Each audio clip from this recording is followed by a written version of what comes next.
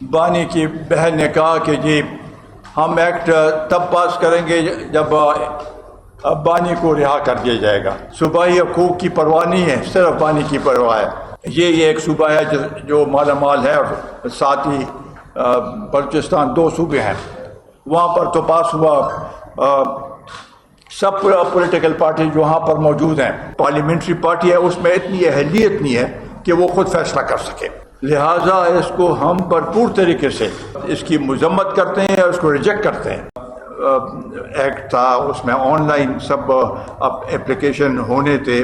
First come first serve basis پہ portal بنایا گیا تھا اس میں، اور اس کو اپڈیٹ کیا جاتا تھا کہ بھئی جو بھی وہ کرنا چاہے اس کے اوپر سب کچھ تھا. یہ پاکستان میں، پورے پاکستان میں سب سے پہلے یہ آن لائن پورٹل جو ہے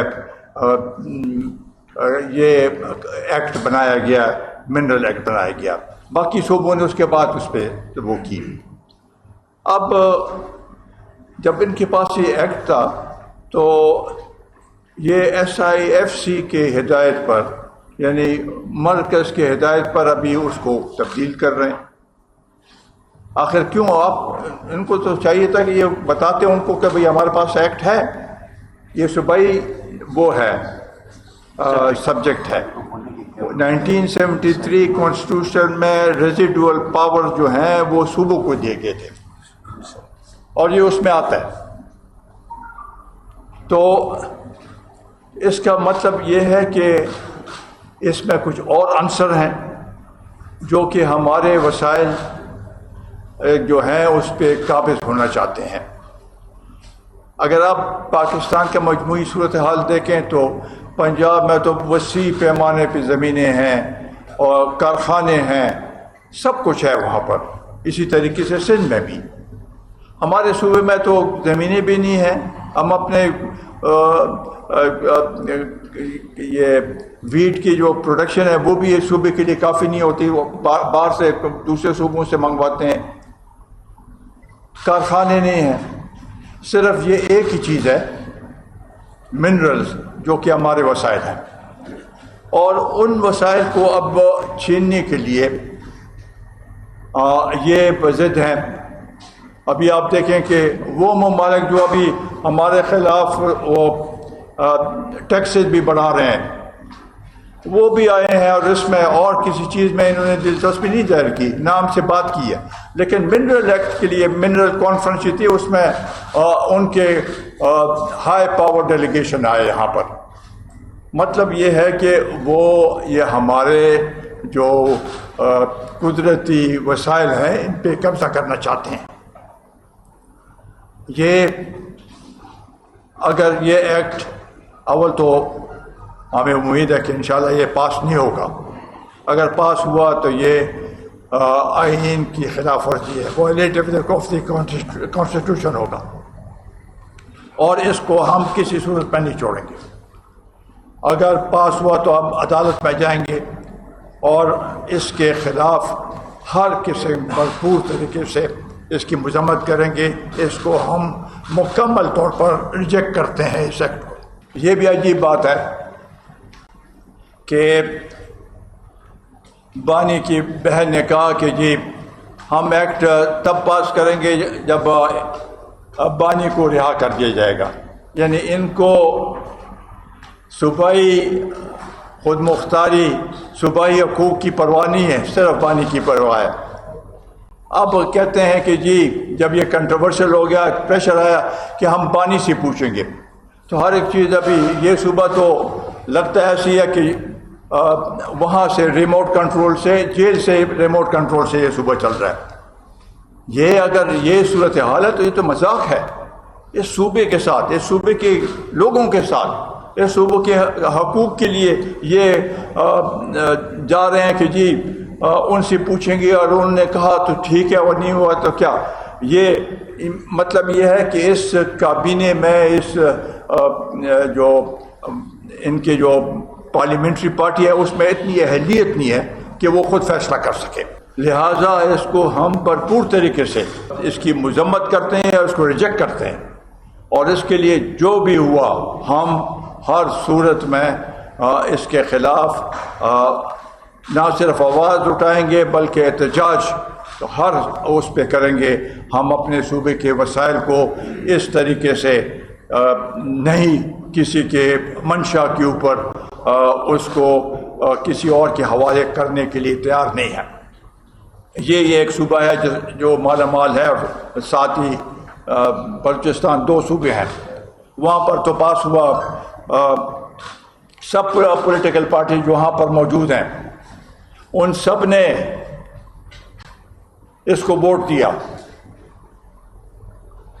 یہ تو ہم اس صوبے میں ہم اس کے وہ کر رہے ہیں، تو جنہوں نے ادھر اس صوبے میں اس کو ووٹ دیا ہے تو ان کو اپنے وہ اس پہ بھی دیکھنا چاہیے. وہ 18 مارچ کو پاس ہوا ہے، اتنے دن ہو گئے ہیں.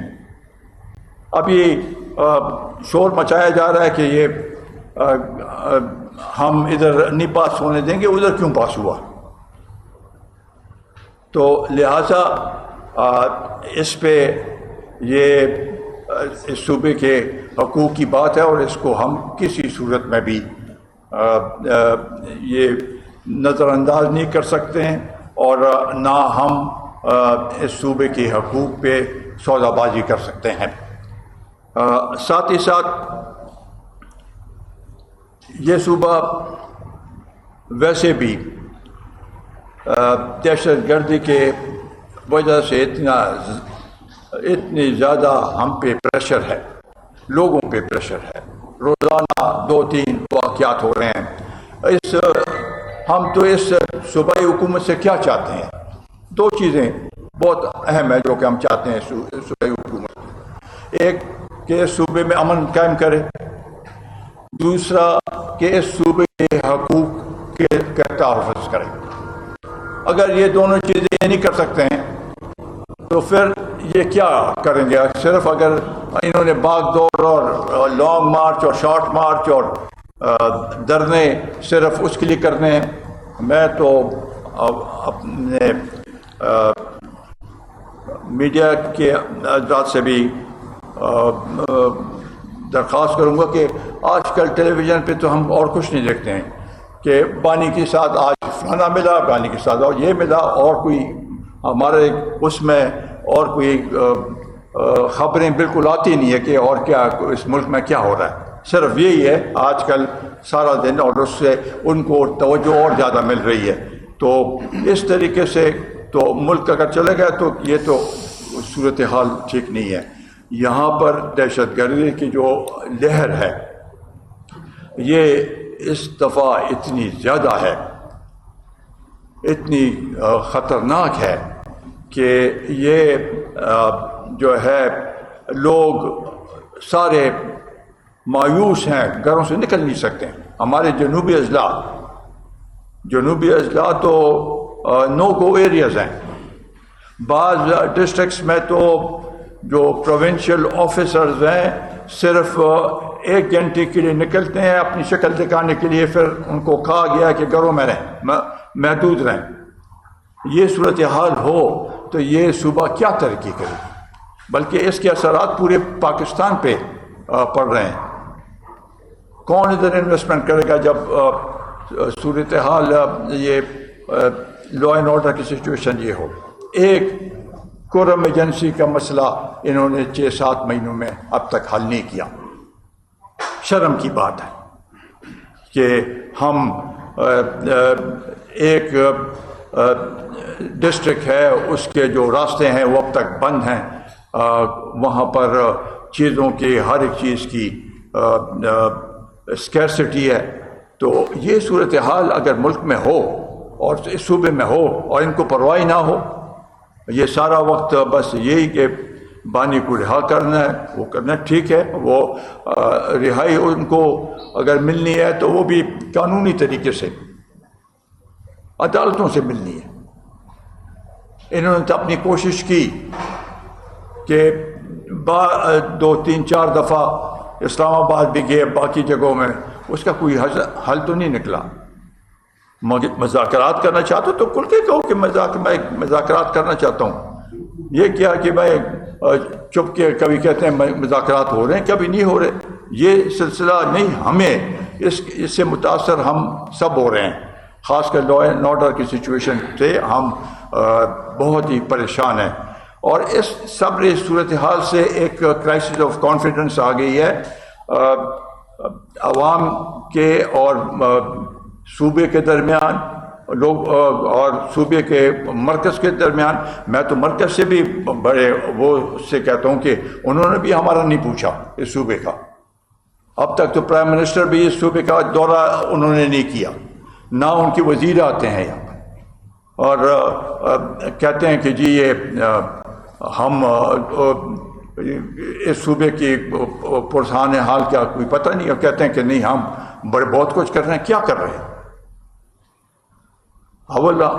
ہمیں امن چاہیے، امن ہوگی تو ہم آگے بڑھ سکیں گے. اسی طریقے سے ہمارے اقتصادی صورتحال جو ہے اس میں اب ہمیں بہت افسوس سے کہنا پڑتا ہے